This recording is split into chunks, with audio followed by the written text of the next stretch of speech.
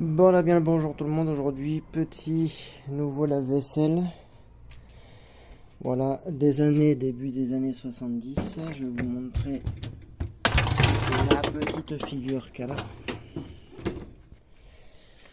Miele Deluxe G500.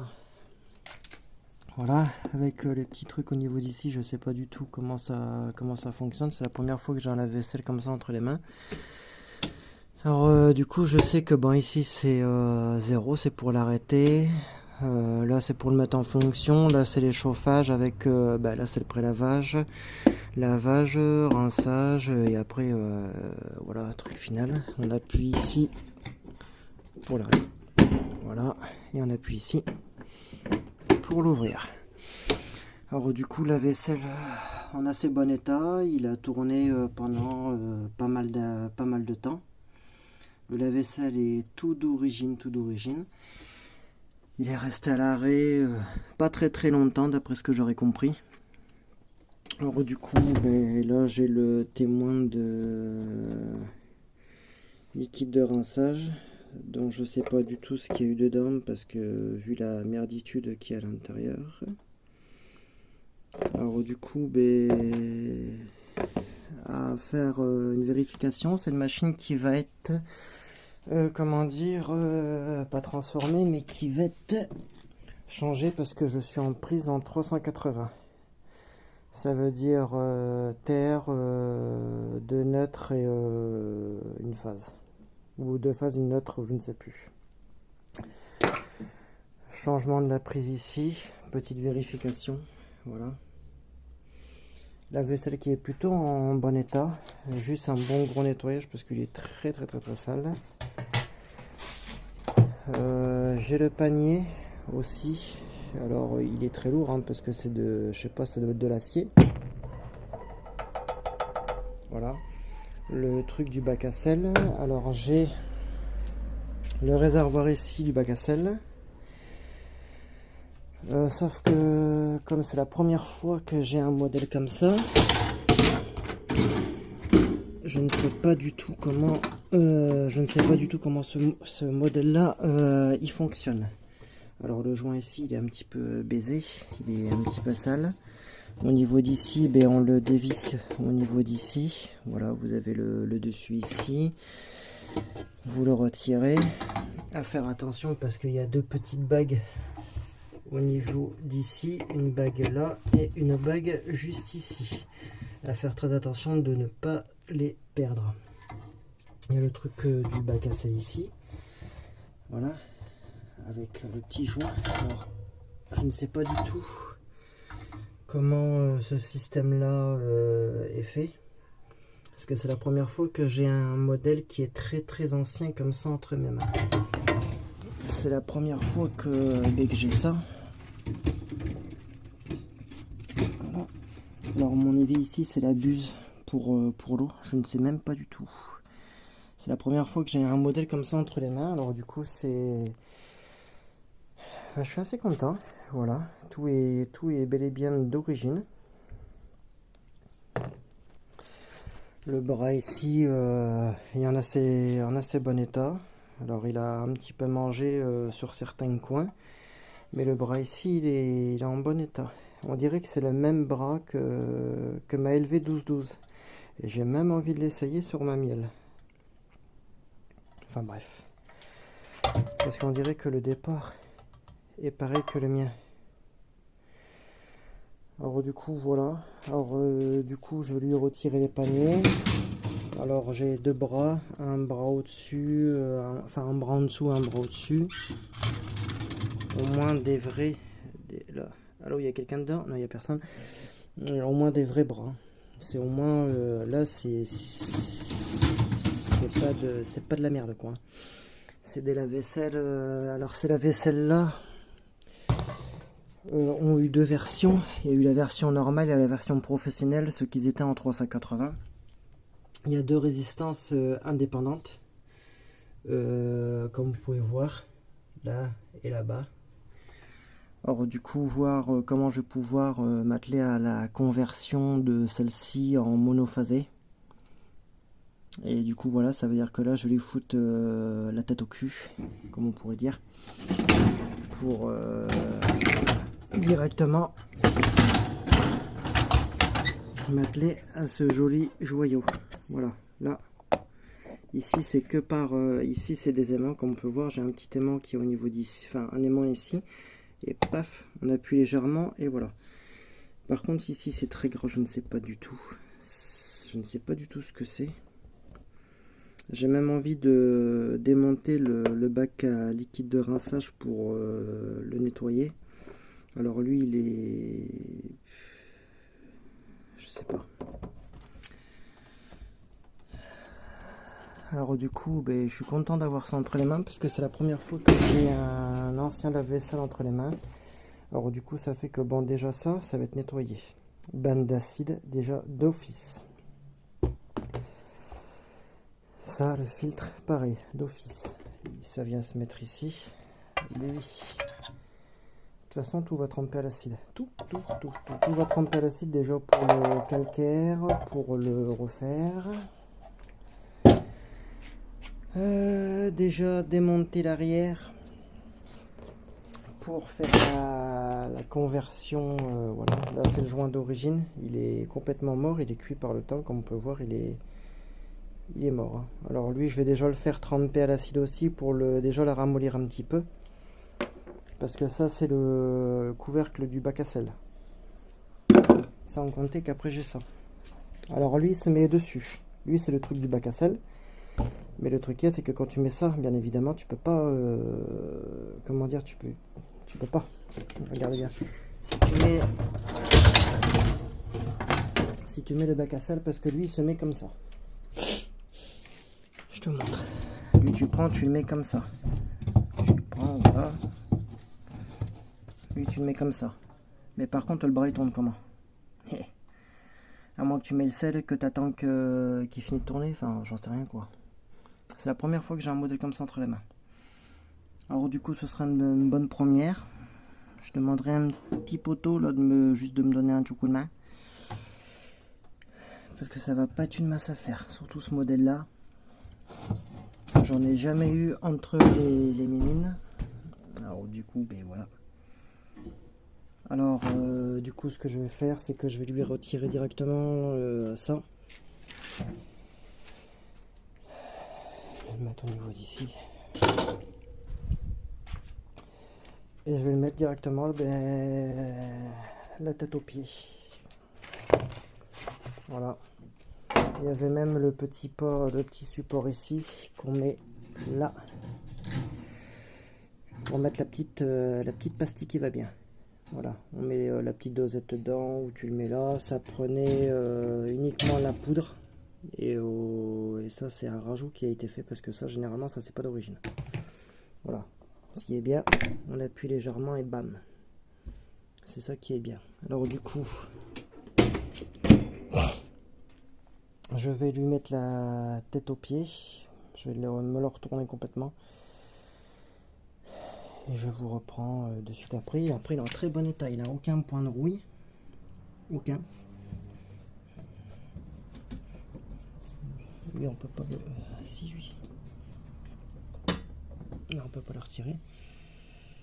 Alors du coup, lui je le mets le pied à la tête, je lui démonte le cul, et après voilà, après comme on peut voir, il est en bon état.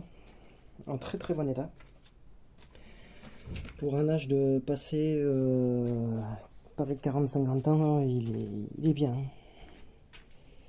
Pour passer 40 ans, il est encore très très bien. Comme on peut voir, il n'a aucun point de rouille, il n'a absolument rien du tout. C'est ça qui me fascine sur ce modèle-là. Il n'a rien.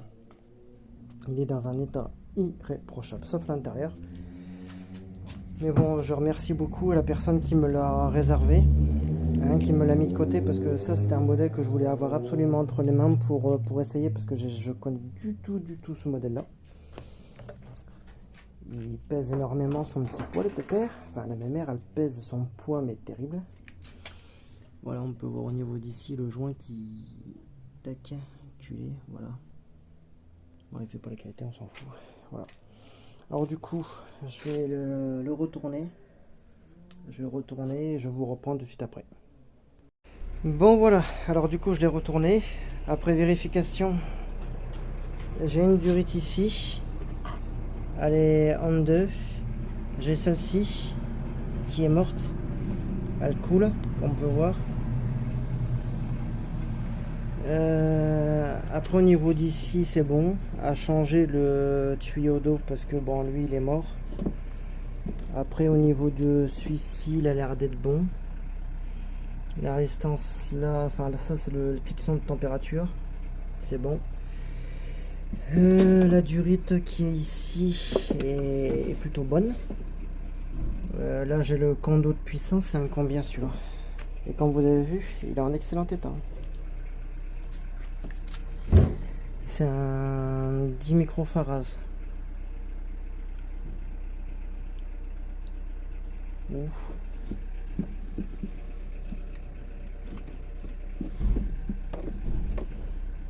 Ouais, 10 microfarads. Celui-là il doit envoyer du steak, un fils de pute. Voilà, ça c'est la pompe de vidange. Alors du coup, bah lui je vais le virer, j'ai une autre durite derrière. J'ai la prise qui est ici, voilà. Alors du coup à retirer les 4 vis, celui-ci, celui-ci, celui-ci et celui-ci, pour virer ça. Alors du coup je vais m'atteler à ça de suite. Je prends un tournevis dans mon bordel.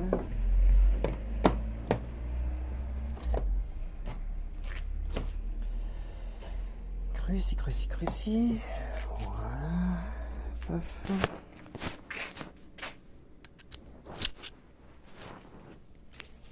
Alors du coup je vais commencer à démonter ça tranquille au pépère. Voilà. Alors du coup on s'attache à celui-ci. Par contre le tuyau il est mouse. Hein. Oh un cul il est gros. Hein.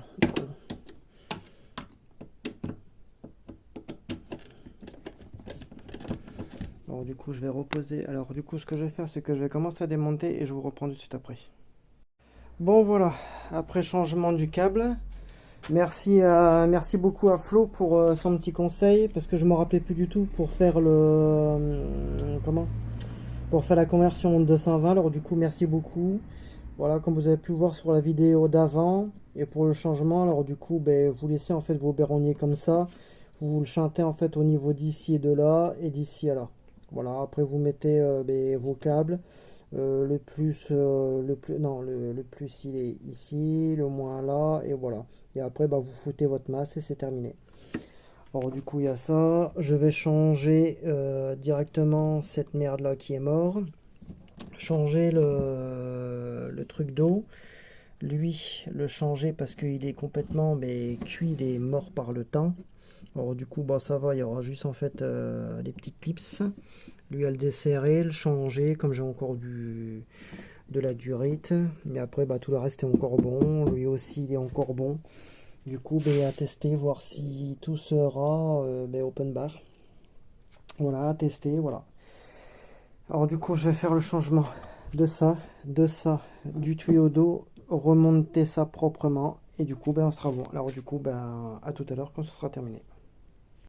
Bon voilà, la machine est terminée, son câble en 220 il a été mis, la durite ici a été changée, le tuyau d'eau pareil, tous les câbles ici sont bien remis, les câbles là sont bons, le durite de Pressesta a été remis correctement, celui-ci a été changé, c'est une belle merde mais il a été changé. Hein, il est encore bien malléable comparé à... Je ne sais plus où que j'ai cet enculé là. Il est parti. Alors il reste plus que à me changer celui-là. Voilà, lui il est mort. Hein. Lui il a vécu ce fils de pute. Alors du coup, tu vois, tu prends un petit tournevis et tu tires un petit peu comme sa grand-mère. Tu vois, tu essayes de le faire partir un peu de son logement, tranquille ou pépère, sans péter les plastiques. Parce que les plastiques, ils ont un petit peu mangé, tu vois, ces verres. Voilà. Alors du coup, celui-ci, il est, comme tu peux le voir, il est bien cuit. Il est bien cuit. Du coup, tu reprends un autre durite que tu remets ici à là. Parce que là, t'as pas beaucoup de pression. Là, je remets le tuyau de vidange. Et après, il n'y a plus qu'à le mettre en route, savoir si tout est bueno. Si tout est bon. Le moteur, lui, il est bon. Les câblages sont bons. Du coup, bah, je pense que la machine est parée juste pour faire un test comme ça, la mettre en route. Le tuyau d'eau il est raccordé. La durite là, tac, la durite ici est raccordée. Celle-ci est bien raccordée parce que du coup j'ai dû retirer. La durite du pressiostat qui est ici est bon. Le tuyaulier qui est ici est bon. Celui-là il est encore bon. Celui-là a été changé. Bon bah du coup j'ai plus qu'à le remettre sur ces petites pattes. Bestéma. Pourquoi il fait baisser? Ah oui, non, si c'est vrai. Il y avait encore un peu d'eau ici. Ai-je oublié quelque chose? Je ne pense point, à part juste remettre, tu vois, un petit morceau de durite. Non, celui-là, c'est celui qui est mort. Voilà. Celui-là, c'est celui qui était mort. Comme on peut le voir, il est bien craquelé. Il était, tu vois, pété à la baisse. Ça veut dire que tu le mettais en route. C'était soirée piscine chez toi. Alors, du coup, j'ai un autre morceau de durite, tu vois, qui est encore bon, sa grand-mère. Alors, du coup, bah écoute, je m'en fous. Ça, je vais le remettre après. Parce que du coup, bah, j'ai dû couper un tuyau d'une vieille que j'avais. Alors, du coup, tu sais quoi, ce sera fait après. Petite vérification avant mise en fonctionnement. Il y avait une petite salope là, il y avait une petite salope d'araignée de Seymour là. J'avais envie de lui tuer sa grand-mère, mais je pense qu'il est bien mort avant. Bon, bah, je pense que tout est bon. Je le remets sur ses petites patounes. Le petit bras. Le petit chibrac de c'est mort. Je te le dis mon copain. Lui, j'ai plus qu'à le remancher, c'est mort. Et après, bah, c'est bon. Hein. Je pense que, tu vois, il a pris du 380, je le fous ici, sa grand-mère. Et de là, ben, je le fous sur ses pieds et on fait un test grandeur nature. Ouais, je vais prendre un petit morceau de ce tuyau là. Ouais. Tu vois, je vais le couper et je vais le mettre dessus. Mais avant de faire ça, le test grandeur nature. Tu vois, le câble il est ici. Tout a été remis correctement. Et maintenant, ça va être le test ultime, savoir si tout est bon. Alors du coup, tu vois, tu le reprends. Tu le remets. Hop là. Tu le maintiens, tu vois, tu le prends avec ta petite main, tu le maintiens tranquillou. Parce que cette pute, elle pèse. Voilà, elle pèse un âne mort. Alors tu vois, elle est en train de fuir. Alors du coup, je le remets sur ses petites pattes et on fait le test ensemble. Merci à mon copain Flo de m'avoir donné le petit coup de main. Voilà. Ça fait déjà mieux. Bon, j'ai les pieds dans la flotte avec mes pantoufles. J'ai bel air avec mes pantoufles, mon copain. Tu vois, je vais me prendre un petit... Oh, ben c'était mort, ici, connard. Une petite touche tout propre. Et du coup, ben on va le mettre... on allume la petite lumière, tu vois. Ça sera peut-être mieux. Putain, j'ai les mains pleines de bordel. Je vais me laver les mains. Je me ressuie les petites mimines, 2 petites minutes, le temps que je me rince les mains. Parce que là, j'ai les mains, ils sont bourrés de gras, de tout ce que tu veux. Et j'aime pas, tu vois, toucher de l'électroménager propre que je viens de faire avec du truc sale. Alors du coup, voilà. Du coup, voilà, merci beaucoup à Flo de ton petit coup de main, parce que je ne me rappelais plus du tout comment on faisait la conversion du 380 en 220. J'avais le petit manuel électrique. J'avais le petit manuel électrique, mais le truc qu'il y a, c'est que je me suis chié, je me suis perdu. Bon, voilà, bien évidemment, câble trop court. Alors, aïe! Tu prends ça. Paf. Si la qualité veut bien se faire, t'es mort. Non. Ce serait trop gros pour être vrai. Hop, lui. Voilà. Tu vois, tu prends ta petite prise, voilà, et tu la branches. Paf, Lui déjà c'est bon. Alors voilà, 0. Bon, lui il est mis. Je sais pas du tout comment ça fonctionne. Bon, il s'allume pas, cliquez pas son. Pourtant tous les branchements c'est mort, c'est fait. Voilà, lui il est bien mis. Lui pourtant il est bien mis.